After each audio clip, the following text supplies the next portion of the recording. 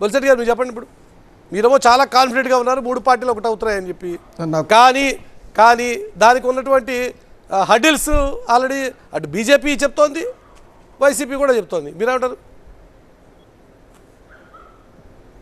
Sir? మొట్టమొదట ఏమంటే రాష్ట్రంలో దేశంలో పరిస్థితులు చక్కపెట్టడం భారతీయ జనతా పార్టీ ప్రథమ కర్తవ్యం. అంటే భారతీయ జనతా పార్టీ స్టేట్లో జరుగుతున్న అరాచకం అధర్మం గురించి పూర్తిగా తెలుసండి.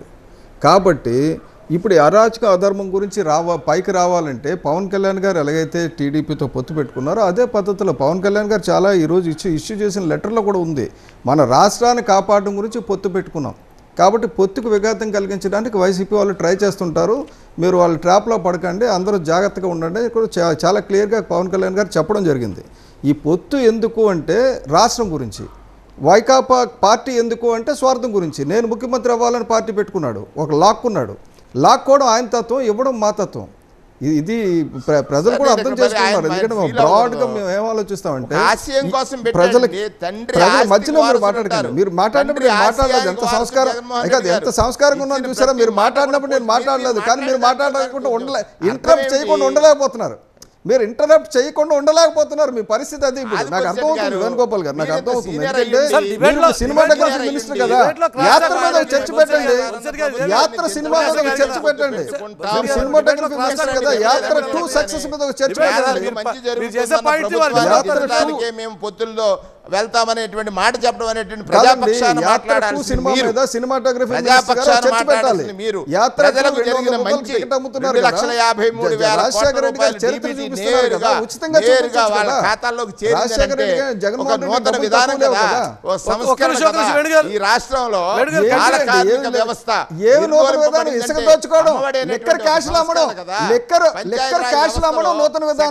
కలెక్టర్ ఆఫీస్ తాకట్టు పెట్టడం, వేణుగోపాల్ గారు కలెక్టర్ ఆఫీస్ తాకట్టు పెట్టడం నూతన విధానం, లిక్కర్ క్యాష్లు అమ్మడం మొత్తం మద్యం చేస్తానని చెప్పి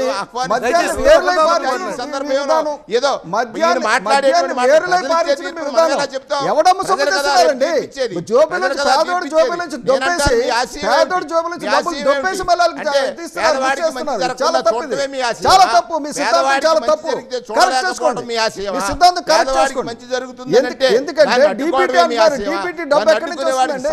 డైరెక్ట్ గా పేదల దగ్గర దోచేసుకుంటున్నారు, యువత దగ్గర నుంచి గంజాయి దోచేసుకుంటున్నారు, ఇసుక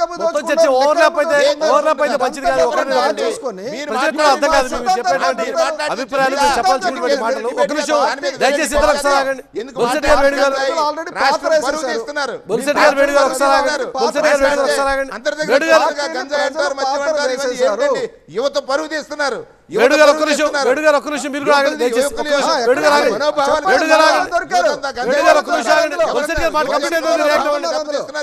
మీ ప్రయోజనాల కోసం, మీ ప్రయోజనాల మధ్యలో ఇంటరప్ట్ అవుతున్నాడు కదా. ఒక్క నిమిషం వేణుగారు ఒక్క నిమిషం ఆగండి. బొలిశెట్టి గారు ఇక్కడ ఇష్యూ రాష్ట్రం కోసమే పొత్తు అంటున్నారు, కానీ రాష్ట్రం కోసమే పొత్తు అనేటువంటి మాట వస్తే ఖచ్చితంగా జనసేన అనేటువంటి పార్టీ వేరెవరో ప్రయోజనాల కోసం పనిచేస్తుందా అనేటువంటి చర్చ ఇమీడియట్గా మీ పార్టీ కార్యకర్తల నుంచి వస్తుంది. అప్పుడు మళ్ళీ ఎందుకు వస్తుందండి?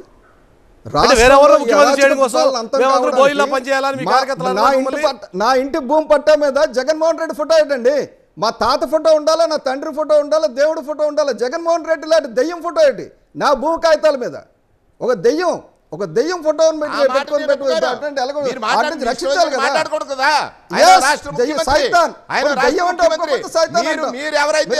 ముఖ్యమంత్రి ఫోటోలు ఎవరు వేసుకోలేదండి ఈ రాష్ట్రంలో? ఏ రాష్ట్రంలో కూడా ముఖ్యమంత్రి ఫోటోలు లేవు. ఏ రాష్ట్రంలో కూడా ముఖ్యమంత్రి ఫోటోలు బతికుండగా వేసుకోలేదు.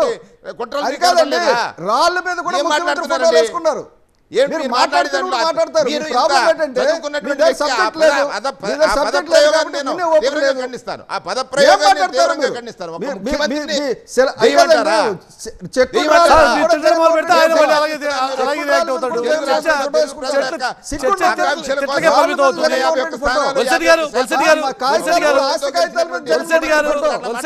ఇష్యూ బేస్డ్ ఆర్గ్యుమెంట్ చేస్తే వాళ్ళు కూడా రియాక్ట్ అవ్వడానికి అవకాశం. మీరు తిట్టకపోతే వాళ్ళు అలాగే తిడతారు. అదే కదా ఇప్పుడు ఆయన తిట్టట్లేదండి. నేనేమంటాను మురళి గారు, ఇది తిట్టు కాదు. వారు మాట్లాడినటువంటి మాట ఆయన విజ్ఞతకి DBT అన్నారు కదా, DBT ఎక్కడి నుంచి వస్తుందో చెప్పండి. DBT అనేది ఎక్కడి నుంచి వస్తుంది?